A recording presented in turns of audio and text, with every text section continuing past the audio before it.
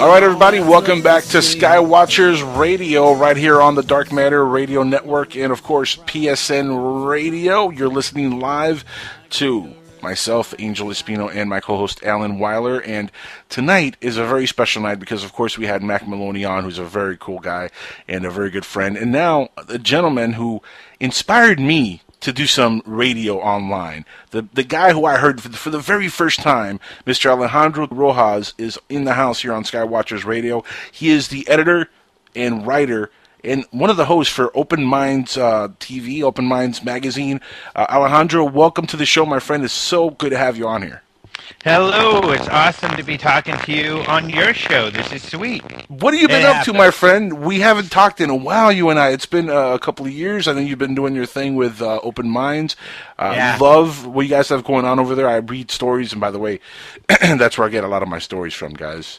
Open Minds. Hey, no problem. That's what we're here for. And, you know, that's one thing we love. I mean, just being a resource and getting information out to people. I know a lot of groups, as you guys I'm sure have ran into a lot, can be really competitive in this field and kind of try to hoard information.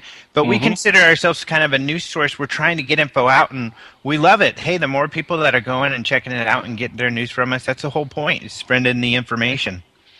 What do you make of the story with the crop circle that just happened? You know, that got me really, really excited for like a day, and then it came out that it was a hoax, and then it got my blood boiling for all the wrong reasons, man. And I saw your post on it. What your thoughts? What were your thoughts when you read that it was a hoax? You know what? I thought it was interesting. First of all, I'm really good friends with Nancy Talbot. I talk with her on a regular basis. And the moment I found out about the crop circle, she contacted me also, and she said, I'm pretty sure the whole thing's fake. You know, hold off. I've got a couple leads. I think it's a promotion for a company. And, just hold on for a minute. Jason, my colleague, had already written something up about the same time she contacted me. And we just did a small little thing that it happened because it was making news immediately. So she gave me a heads up early on. There was a couple other crop circle researchers that felt the same way. There was one or two who thought it was real, but you just always got to hold out and look for more information. It was really sketchy that they had security guards there right off the bat, and that to me threw up the red flag that somebody created this thing. What was interesting though is typically if you're doing a marketing thing, you'll want it to come out. You'll want the story to make some play, but usually in the past, fairly quickly after the thing happens, the people come out and claim it and say, hey, this was NVIDIA or whatever. But they waited, which was wise. And what's interesting, it's kind of like, I don't know, from watching this stuff, we're learning how to do this kind of viral marketing, because when this stuff happened in Canada where there was a planetarium that created a UFO. They flew it around town, and it got a lot of news and was tweeted and all of this stuff, and it made worldwide headlines. And I started to think, it's taken a while for someone to claim this. If it is a promotion thing, they finally did claim it, and it helps them, unfortunately, because the thing makes nationwide headlines. If they watch it, and when the story starts to die off, then claim that, or come out and say, hey, that was us, it just renews the news cycle, whereas, oh, hey, we got something else to write about, we had this story that was really big, now we've got a big update, and then they're going to tie their name to the marketing on the big update, and everybody's going to write about it all over the world. Fortunate, these things really work. These guys made some worldwide headlines, and now their news is out there, and people are looking at their stuff, so unfortunately this works, so here again, I'm sure more and more people are going to start doing this. Which is really my thing with, and Alejandro, you know how I feel about the whole ufology community and how I feel about a lot of the hoaxing that goes on. This sets us back a few years, doesn't it, as a community, as a ufology research community? When stuff like this happens, it becomes a viral video, people get fooled, and it turns out it's a hoax. Next time when there's a real one, people are going to be like, it's just another hoax like the last one, and they don't pay any attention to it because of stuff like this. And hoaxes like this, it's really not good for the entire thing. Well, you know what?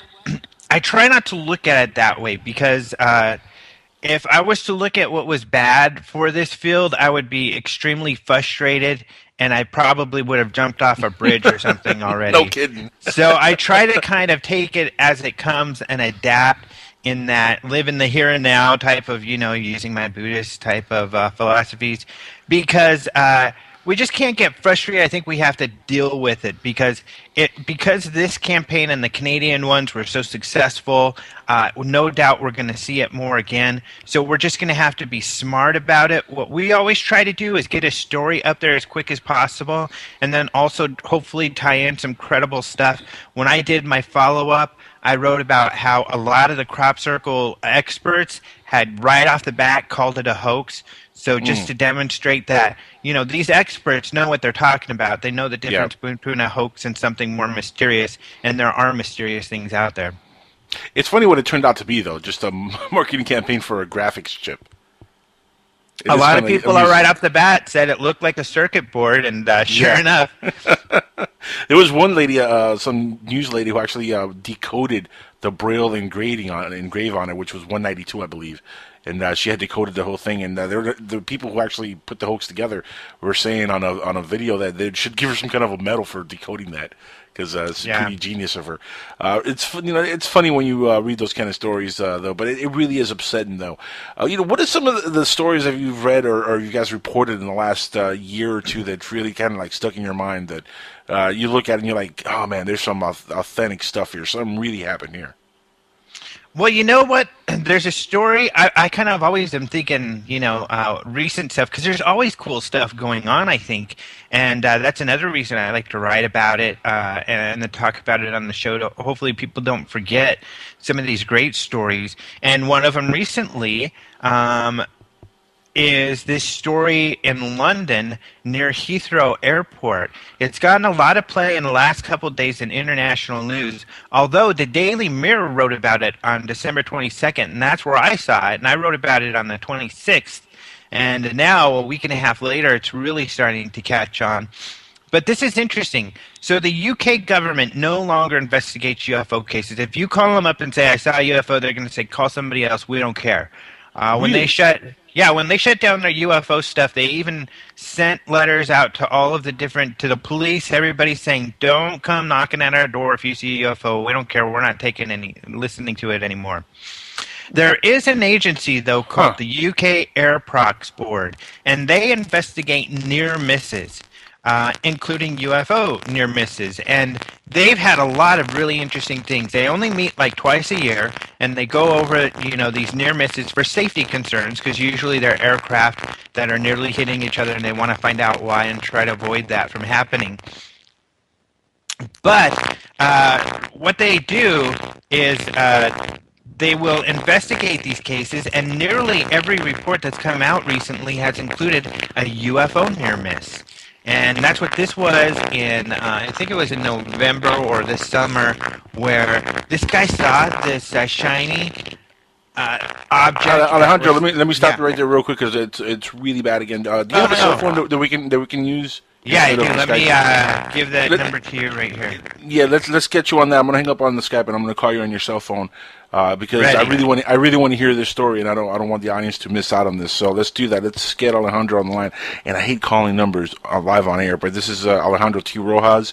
I don't want to go to commercial break for another 3 minutes. I want to get this story out there, so let's get him on the cell phone real quick. Sounds like a great idea, because while you're dialing, I'll keep the audience listening, because they're going to hear a ringtone right now. So okay, fine. Never mind. I guess I'll have to shut up then. Yeah, be quiet. Does that mean I have to shut up? Yes. Are you sure? Hola. Okay. Well, there we go. Now, see, it sounds not like you're on the phone. But at least we'll probably have a good connection. Yes, it sounds a lot better. At least we don't have the gremlins killing us again tonight. The New World Order can back off. They can't mess with your cell phone connection. They can mess with your Skype, not your cell phone connection. But continue, man. This was sounding like a great story until you went all like staticky on us. Right. So, yeah, this was a case, this Air Prox Board. I think you heard me about how the UK government says, don't call us if you see a UFO, we don't care. Right, but I got that the Air part. Prox Board is a safety group in the UK that look at near misses of aircraft, and a lot of times their cases include unknowns. And in this case, the pilot saw a cylindrical object headed for him. He physically ducked and grabbed his co-pilot because he didn't have time to say anything, he felt, and then looked up and the thing was gone. He asked the co-pilot if he had seen it, but the co-pilot was looking at some logs and things. So he was so freaked out about it, he turned this into the air prox board. He was certain he saw this large cylindrical object almost hit his aircraft. So they investigated it, and it's another case where, and they've had several of these interesting cases, where they couldn't determine what it was. But that was a really cool one that happened recently, and just in the last couple of days, it's starting to make some international news. I haven't. Now, has that been posted on Open Minds? 'Cause I think I missed that story. Well, that was on. A lot of people did because I posted it the day after Christmas. Okay. And so a lot of people were still on vacation and everything. Well, I'm on vacation all the time unless I'm on air. Yeah, cool. So, yeah, people would have to check that out. It was UFO near miss over London is what the name of the story is. But if you go to our website and check out London, you'll find it. In fact, there's a link to it in a recent story, more recent, where a UFO was caught on radar in Bremen, Germany, and this is a story new for today. And in Germany, essentially, they were tracking something on radar near the airport. They sent some people out to check it out, and nothing was seen. But this was something that was just caught on radar. And in that story, we linked to this story over London. Gotcha. Interesting. Has there been like I wouldn't, has there been sort of like a flood of reports over the last couple of years? Has there been an increase in UFO reports all over the world, or has it been kind of steady over the last 4 or 5 years? Because it didn't seem like, we haven't had another Roswell since Roswell. Nothing right. nothing that big. We haven't had another Travis Walton since Travis Walton happened. Nothing that big. Stan Romanek got a lot of coverage a few years ago, but that came and went, and there's really been nothing else since then that's kind of taken the public. That's really been a few years. Has there, in your eyes, been kind of like a decline, so to speak, in the amount of information coming out that is impactful information or impactful cases? Yeah, you know what? I would say kind of twofold, addressing first the number of reports. It just so happens I did my UFO Hotspots of 2013 story where I take the MUFON. Very good. The MUFON data. Thank you. And yeah, because I don't see a lot of people doing this type of stuff, which I think is pretty important. Taking the actual data, putting it together, and looking for some trends. It showed they had 7,500 reports, which is about 1,000 up from a couple years ago. It's kind of been a fairly steady 6,000, a little more last year than the years prior. No, he's there. Can you hear me? Yeah, we're good. Yeah. I don't know why Alan said, did we lose him? Alan, shh. He's speaking. Go ahead. Alan got in trouble. So there's still a lot of sightings, but like you said, impactful sightings. You know what? The last one I can really think of, really for me, was probably Chicago O'Hare, in Stephenville. But it's been a few years since those happened, and with both of those, Stephenville had a fairly limited number of witnesses. I think the best and most credible piece of evidence for Stephenville in 2008 was the MUFON report, where the director of research, Robert Powell, he's just a super awesome guy. In fact, he'll be speaking at the UFO Congress that we're going to be hosting in just about 4 weeks. And he'll be showing a video where he put this together. But he got with a guy who's an expert in radar, a recognized expert in this, even in the mainstream. And they found that what the witnesses saw correlated with unknown targets from radar data from the FAA. That part of the story was really not covered in mainstream media, but that was certainly the best part of that story, because otherwise you've got a sighting with a few witnesses, but that happened, especially with no pictures or videos. So I thought that was the best part of that one. Prior to that, though, Chicago O'Hare was pretty exciting in that it was covered and investigated by the Chicago Tribune, which is a huge news agency, and the witnesses were pilots and personnel from United Airlines, because this craft, which was circular, dish-shaped, shot up through the clouds. This was seen by, all of these workers at United Airlines, and the Chicago Tribune talked to them, but like many of them had said, they couldn't give their names, they couldn't give the name of the airlines, they couldn't give any pictures or videos to the media because they were told by the airline, not to. And so the Tribune, John Hilkovich was his name, the writer, really documented the kind of the stonewalling that UFO investigators get. And when UFO investigators say, well, FAA didn't give me data, or, I didn't get this or that, they think that the UFO people are conspiracists and maybe they didn't try hard enough or whatever. But the Chicago Tribune found that, they found the exact same problems that UFO investigators find, where it's hard to get witnesses to be able to come forward, and it's hard to get that data that you need to really show that something extraordinary happened. What do you think that is still? I mean, in today's day and age, I don't think there's any government agency tracking people down and tell them to hush up anymore. I think those days are long behind us. What do you think it's still kind of hard to track down any credible information? Well, I think the hard part is these days, personally, and I think talking with people who have investigated and talked to the witnesses in all of these cases, none of them have been threatened by the government. Right. Some people will debate that with one of the witnesses in Stephenville, but that was one. Debatably, he didn't even really see the main events that the other people had saw that was correlated with the radar. But none of the other people had claimed that, and none of them had claimed that at United Airlines. I think in today's age of marketing, and, everybody's talking about reputation and your online reputations, that is just so guarded that for them, there's no good reason to do otherwise. Right. It's best just to say it was a weather phenomenon, because most people are going to say that's the best thing to do, that's a credible, mature thing to do, is to say it's weather phenomena and forget it.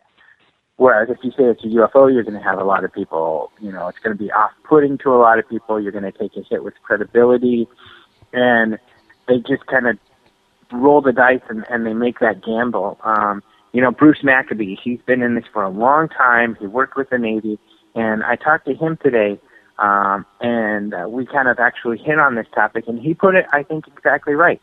The only thing that will change that kind of thing is when the majority of people really believe in this stuff. If United Airlines felt that, if they had said, yeah, we think it's UFO, that the majority of people would have said, great, we love United Airlines, this is going to be good for United Airlines, here's the thing, then they would have done it. No, but hasn't this been already debated countless times that we are, as a society, kind of ready for the whole possibility of aliens being real? I mean, do you ask your average individual? In fact, I had this happen to me recently, Alejandro. I was having a conversation with somebody who was my boss, and I didn't even know it. I came to find out like a couple minutes after he left the office. This was a little while back, but not too long ago. And shout outs to John, the guy I'm talking about, by the way. Really cool guy. But anyway, he solved the website. I showed him a website because I was trying to sell him another website that he wanted to have done. And I was kind of going over some stuff, and he solved the radio show. And he's like, oh, you're into the aliens. I see the UFO picture there. And I see the Travis Walton interview, and he started going through the website, and he's like, oh, this is really interesting stuff. And I'm already turning red, and I'm like, oh boy, we're going to have that awkward discussion, which is going to lead, which is going to lead to him saying, you're kind of a weirdo, aren't you? But you know what? That didn't happen, and it shocked me. You know what he said? Mm-hmm. He said, Angel, when I was a kid, I had a sighting with my mother, and I've never really talked about it.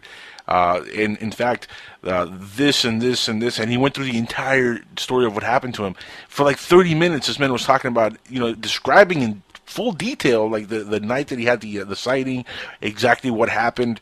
And I could tell he was being honest by the tone of his voice. Not only that, the guy was getting shivers just by talking about this thing. Like, he was getting goosebumps just by remembering this story. And again, he was very cool. Never had an issue with the radio show or with anything. In fact, he calls me every once in a while to ask me how's it going on the radio. He's heard the show. He's become a fan, which is kind of funny. But that happened to me not that long ago. I think the tide has turned a little bit. When you say in this country, at least in this country. There are more people that right now believe than don't believe at this point. There has to be, yeah, I believe that. I don't agree with that. Oh. So, at least I'm not so sure. And it's twofold. I think we're close. I think we're really close to that tipping point, but I'm not so sure we're there. Just because if we look at the polls are usually anywhere from around a third to 50% of the people are comfortable or do believe in it. And usually more towards the third, sometimes closer to 50%. And I think it's moving in that direction. But in order for like the United Airlines to feel comfortable, I think the polls would need to be 50 to 75% consistently saying they believe in UFOs for people to really be out about that kind of thing. But I think we're getting close, and we're getting closer. And I would have, it's funny that you say that about your coworker, because I've had that experience. A lot of researchers I know. My boss, Alejandro, one of my bosses, man. That was so awkward. Yeah, it happened to me. One of my first, I started this job, and the news called and they said they wanted to interview me about UFOs. So I said, no problem, but you've got to park in the far parking lot. I don't want my work to know that I do this stuff. I was working at a data center.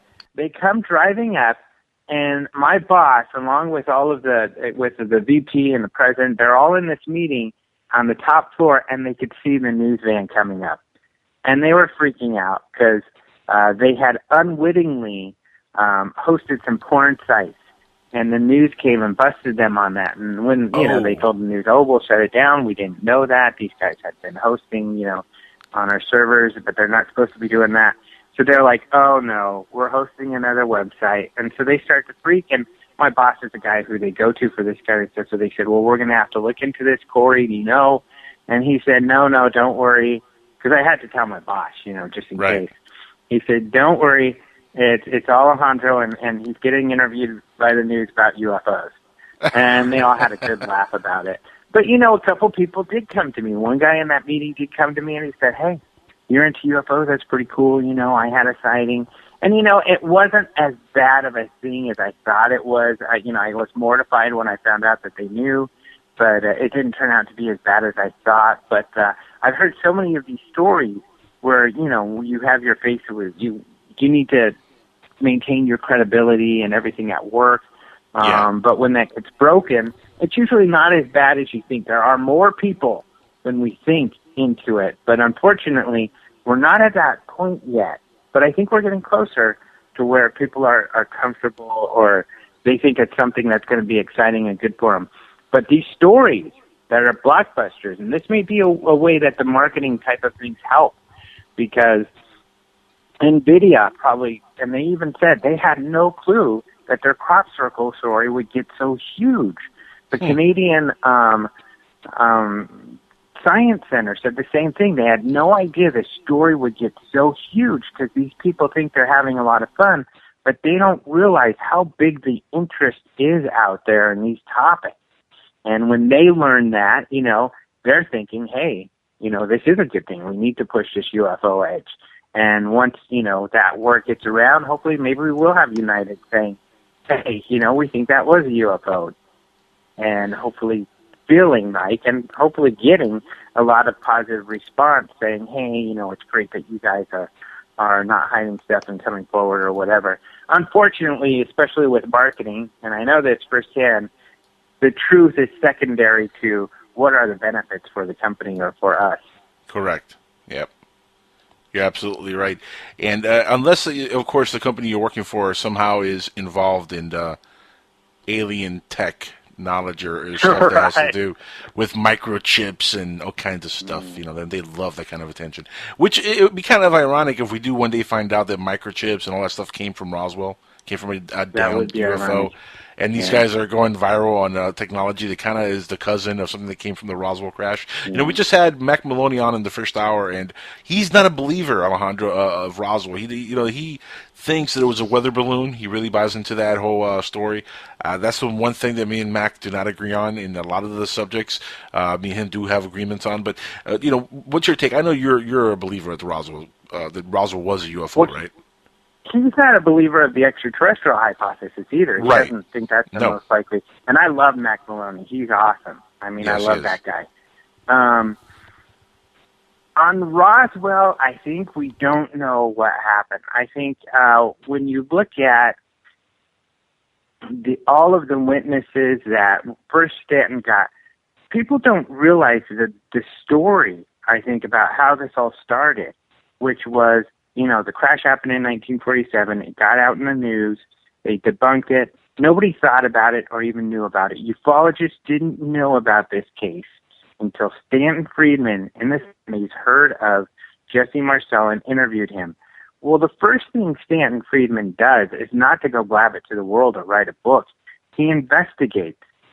Oh, yeah, he does his due diligence, to say the least. Yeah. Exactly. So him and his partner, they found 100 witnesses before the first book was written.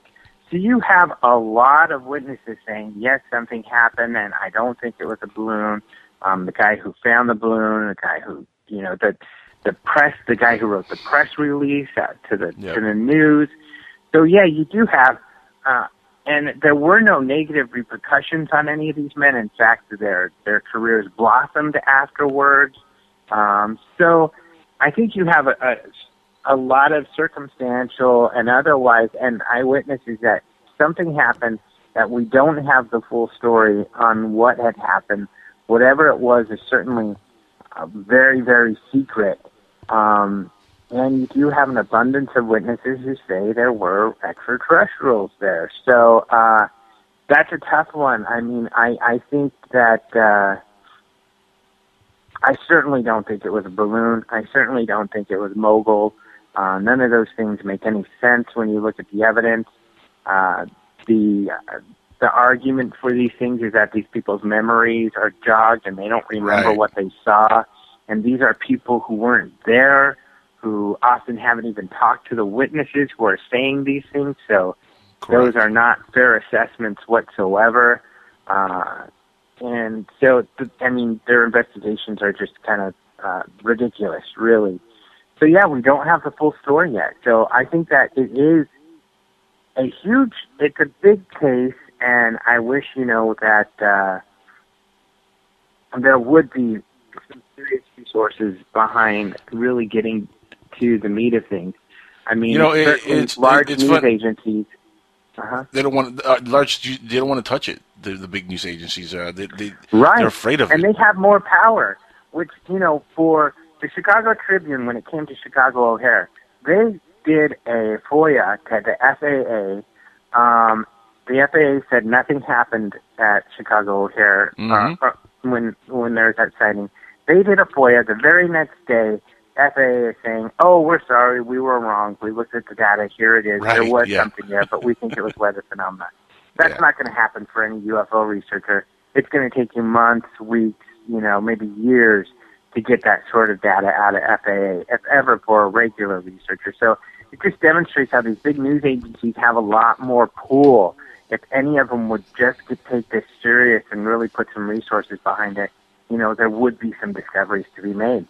We had recently Jesse Marcel III on the show here. In fact, one of our first guests on the show on Skywatchers here, since we relaunched, that was Jesse Marcel III.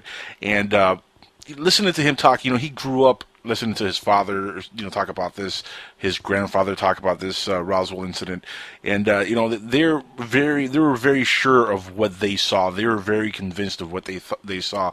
And I was recently corrected on Future Theater with Bill and Nancy Burns, by the way. I got to say this because on that show with Jesse Marcel, we said that it was Jesse Marcel Sr. who brought the story out to the world, but really Stanton Friedman was very much responsible for bringing the Roswell story back to the world and making it it kind of like a viral thing where everybody knew about it, even viral back then. But Yeah. everybody knew about it. So Stan Friedman really is the leading researcher in the whole Roswell crash. And you're right, he's done extensive research.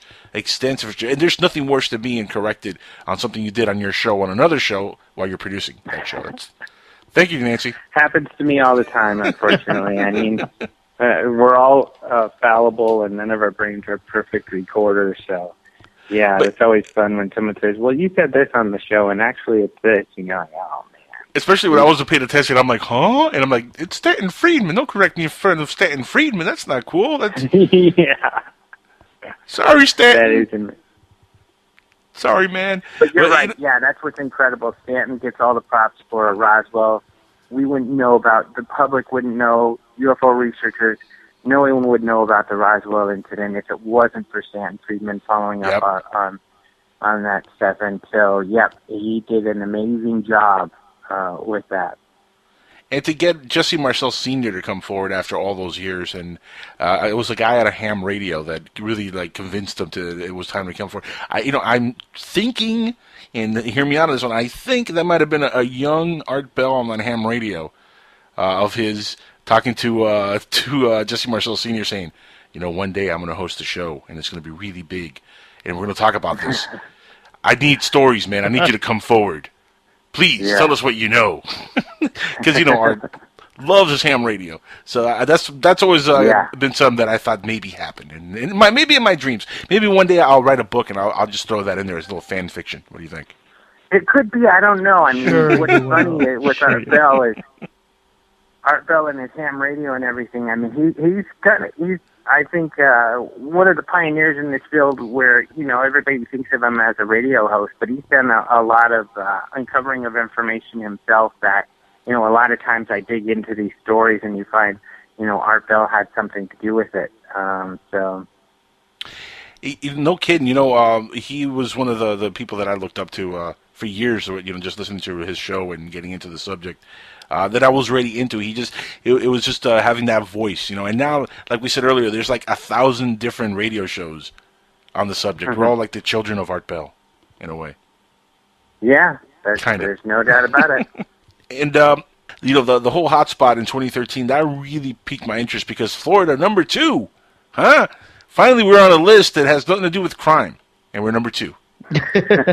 Well, hold on. Alien Florida. Abductions are a crime. Hold on. Well, it depends. Abductions a crime. Depends on how you look at it. Let's be real here. If an alien ship comes around, you don't have to beam me up or shoot me with a laser. I'm willing to climb up a rope ladder. Just throw something down. I'll climb up. I'll be there for you because I want to go on a ride.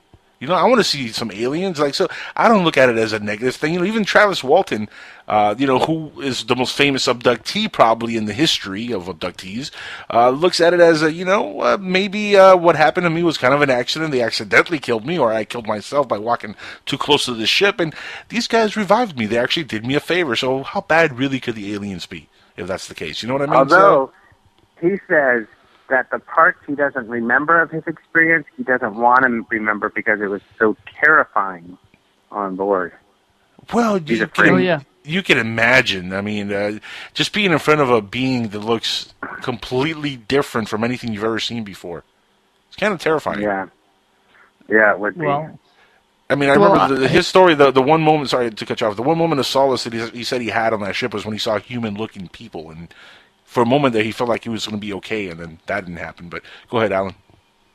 No, I was going to say, besides him, don't forget Betty and Barney Hill, and they did not have a positive experience either. What's funny about that, too, is that, kind of similar thing where he's like, well, you're not going to remember this. On board, they told Betty, you're not going to remember this. She said, yes, I am. They said, no, you're not. She said, yes, I will. And they said, no, you're not. And they're like, well, why would you want to remember this? We cover up the bad parts you don't remember. And then we go try to remember, and then you get terrified by what people find out. So it's kind of a funny thing. Well, I don't know if I call that funny, but... If they told you, yeah, funny in a non-funny way. I don't know if it was really a negative experience, though. I mean, she saw a star map. She described it.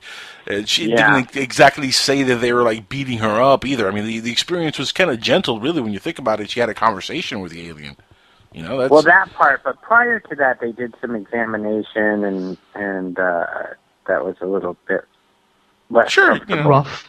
Well, yeah, there's that probing, again, that we talk about all the time in ufology. Yeah. That nasty probing. Do you find that actually, in a lot of the cases, do you find that people remember that at all when they've come forward with saying that they have been probed, or is it something that they remember in regression almost every single time because it's such a bad experience to be probed? Where? It seems to be mostly regression. I mean, when people talk about remembering what they remember when they're not under, it's kind of generalities. I think I remember some experiments, or I remember they did something to me. It's really general terms. I kind of remember something, but the detailed stuff usually comes when they go through regression. And, it often is stuff that is, like the doctor says, a little untraceable. Or like they say, you're going to feel a little pressure. I think they feel a little pressure. Yeah, a little pressure. We're going to have Dr. Lear on pretty soon, and we were talking to Jose Escamilla recently. And Dr. Lear, of course, famous for the removal of implants and stuff. Has there been any recent updates that you know of with any of the implants that's been removed, any technologies or anything that we could look at and be like, man, that's definitely alien? Besides some weird-looking little objects. That's a difficult thing, and that would be something that, because I don't know what the status of Dr. Lear. He's got reports from a technician, and he says that he thinks these metals are something that are otherworldly. But, of course, a lot more has to be done, and you need more than one expert to confirm whether or not that's the case. And usually you'll need someone, that and data that peers can look at. So I hope he moves forward with that stuff so we can really find out, what's going on there. Recently we lost Lloyd Pye, also not to jump subjects too much, but Lloyd Pye was working, of course, on the Star Child skull. How much of an impact that have on you, losing Lloyd Pye? Well, he was a really nice guy. We had him at the conference, the UFO Congress recently, and he was a really nice guy. I thought he was really cool. I'm not sure if, his Star Child skull was a smoking gun, but here again, there needed to be more work to figure that out. It could be something more mysterious. So hopefully that work happens. What is more difficult, too, than I think a lot of people don't realize is that, as we all know, money doesn't grow on trees, and it's really hard to get people to look at this kind of stuff, and there has to be some sort of benefit. When it comes to science, people aren't there to throw money. Hey, that looks pretty weird. I'll throw money at it and look at it. Typically, the money isn't going to be thrown at it unless it can be figured out how money is going to be made off of the results. So that's where science comes from. There's a lot of really important science when it comes to medical issues that doesn't get done because, they can't figure out how to make money off of the research that they do. And, everything, especially in the good of U.S. of A., revolves around money. So the money for anomalous investigation is just not there. Yeah, ain't that the truth?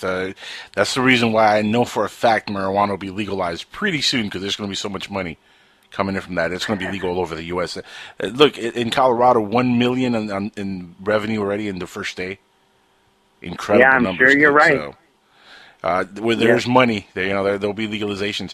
And yeah, you're right. There really is very little money in researching, especially, unless you really hit the gold mine. And let's say they really do find that this Star Child's call is alien or part alien. Let's say they verify it, then you have the gold mine where you can make a lot of money off of it. But if not, that's a lot of money wasted where you're not going to make any money back. And it didn't look too promising the last couple of tests that they had on there. Alejandro, listen, we're almost out of time. Want to give you a chance to go ahead and give again the show times for your show. Of course, the website, Open Minds .tv. Any other links you want to give out, please do so. The audience, of course, please follow Alejandro Rojas. He's a very important person in the world of ufology, and I want to give you a minute now to go ahead and give everybody your links and where they can find you. All right. First, thanks for the kind words. But yeah, openminds.tv is where you're going to find everything, and ufocongress.com. Of course, you'll find links to UFO Congress, our radio show, everything at openminds.tv. But the UFO Congress is coming up, and we have a lot of really cool people there. We've got some of their, regular UFO researchers. We've got like Timothy Good from England, who's a big researcher. We've got George Norrie's going to be there.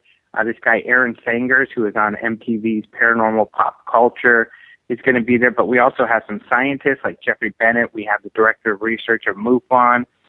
We have a NASA scientist who's going to talk about how extraterrestrial life, we already have evidence of that. And he made some international news earlier, about a couple of times last year with the group he's working with, where they're a group of scientists saying, hey, we already have evidence. So we've got a lot of really interesting stuff, and people can read more about that at openminds.tv or ufocongress.com. That is awesome. Alejandro, we got to have you back on here really soon, and from time to time, man. I love talking to you, and of course, if anybody's going to give the news, you read a lot better than I do, brother. So, come on the show and tell us what's going on in the world of ufology. Love to hear back from you soon on Skywatchers Radio. Anytime, man. You're a good man. This is so trippy for me because, like I said earlier, I was I've had you on the show, once or twice before in the past, but nothing on this stage. And of course, you are the gentleman who I first heard online talking about UFOs. It's because of you. It's a great honor, and partly I'm here. It was great to have you back then as, one of the listeners, and always getting enthusiastic about and conversing, and everything. And it's awesome now that you have your own show. So honored to have gotten you interested in having your own show, and I'm really happy that you've done it, and you're doing well. Some people would say it's all your fault and are going to hate on you for that. I'm just saying. You know what? I'll take it. Bring it on. Alejandro, you're a good man. Thank you so much for being here, my friend, and we will be in contact about having you back on here pretty soon. You're a gentleman and a scholar. Alejandro T. Rojas, everybody. Thank you. Alan, we're almost out of time. We have maybe a couple more minutes here before we have to wrap it up for the night. It's been definitely an interesting evening here on Skywatchers Radio, and absolutely. Anytime you can have the guests that we've had on since we've been on Dark Matter Radio Network, and just to have this level of guests show up really speaks volumes for this network, for the show, and we're going to keep getting those guests here every week. We have Brooks Agnew is going to be coming up pretty soon, and Steve Bassett, who of course is one of my heroes in ufology, also will be on the show here pretty soon. This is the Dark Matter Radio Network, and of course PSN Radio. I am Angel Espino. This is Alan Weiler, and of course we just had Mr. Alejandro T. Rojas and Mac Maloney on Skywatchers Radio. Good night, everybody, and we'll be back next Tuesday. And real quick, before we do get off, I want to announce pretty soon we're going to be making a big move, and of course, our webmaster and chief of Dark Matter Radio Network made this happen, Keith Rowland. It's going to allow us to move a little bit later on the night. So that would be really cool. We'll be able to take over the overnight hour. Pretty soon, I'm really excited about that, Alan. I know you're excited as all heck to go on a little bit later. Absolutely. Since I'm nocturnal by nature, I'd rather be wide awake in the middle of the night than sleeping. We'll be back next week. Good night, everybody. Take care. Be safe and enjoy watching the stars. Peace.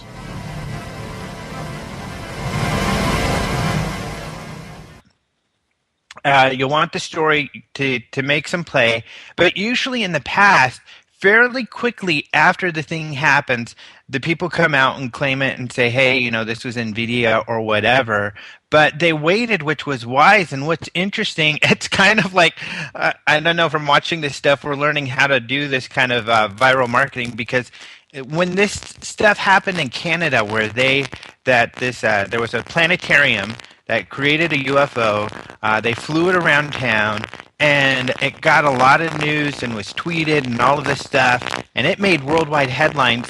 And I started to think, it's taken a while for someone to claim this. If it is a promotion thing, they finally did claim it, and it helps them, unfortunately, because the thing makes nationwide headlines.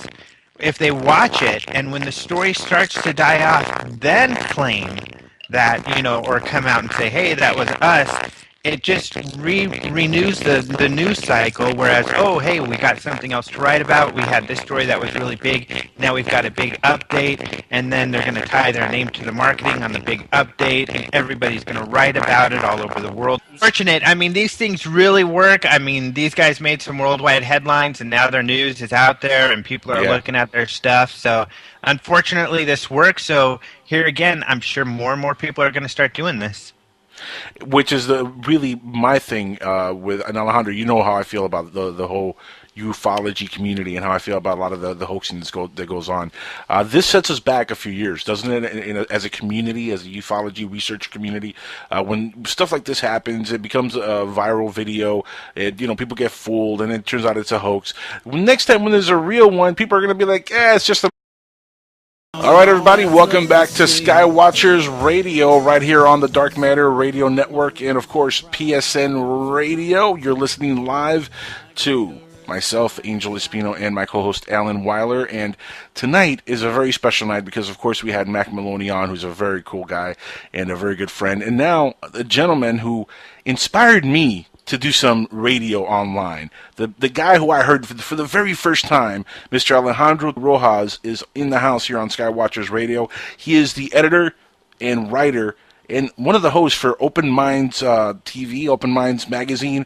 Alejandro, welcome to the show, my friend. It's so good to have you on here. Hello, it's awesome to be talking to you on your show. This is sweet. What have you been up to, my friend? We haven't talked in a while, you and I. It's been a couple of years. I know you've been doing your thing with Open Minds. Love what you guys have going on over there. I read. And the moment I found out about the crop circle, she contacted me also, and she said, I'm pretty sure the whole thing's fake. Hold off. I've got a couple leads. I think it's a promotion for a company, and just hold on for a minute. Jason, my colleague, had already written something up about the same time she contacted me, and we just did a small little thing that it happened because it was making news immediately. So she gave me a heads up early on. There was a couple other crop circle researchers that felt the same way. There was one or two who thought it was real, but you just always got to hold out and look for more information. It was really sketchy that they had security guards there right off the bat, and that to me threw up the red flag that somebody created this thing. What was interesting though is typically if you're doing a marketing thing, you'll want it to come out. Stories, and by the way, that's where I get a lot of my stories from, guys. Open Minds. Hey, no problem. That's what we're here for. And, that's one thing we love. I mean, just being a resource and getting information out to people. I know a lot of groups that you guys, I'm sure, have ran into a lot can be really competitive in this field and kind of try to hoard information.